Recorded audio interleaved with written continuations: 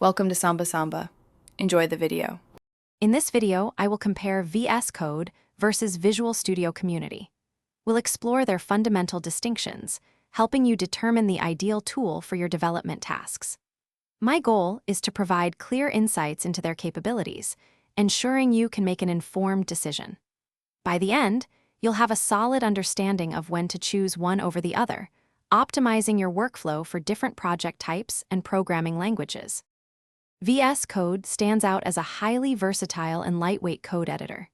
It's open source and incredibly popular, especially for web development, scripting, and working across different operating systems.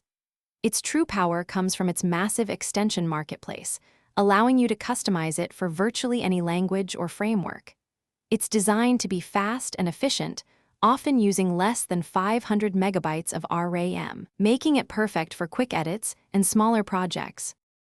Visual Studio Community, on the other hand, is a robust, full-featured integrated development environment, or IDE. It's specifically engineered for more complex and larger-scale projects, particularly within the Microsoft ecosystem like NET and C++ applications. This powerful tool offers an extensive suite of features, including advanced debugging, testing, and profiling tools, all integrated seamlessly. Its comprehensive nature means the installation can be quite substantial, often exceeding 20 gigabytes, reflecting its deep capabilities. So how do you choose?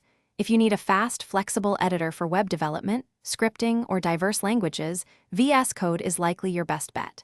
For large, complex, NET or C++ applications demanding deep integration, powerful debugging, and a complete development environment, Visual Studio Community is the clear winner. Consider your project's scope, the languages you're using, and your system's resources. Both are fantastic tools, but the better one truly depends on your unique requirements. Thanks for watching. Consider subscribing if we helped you.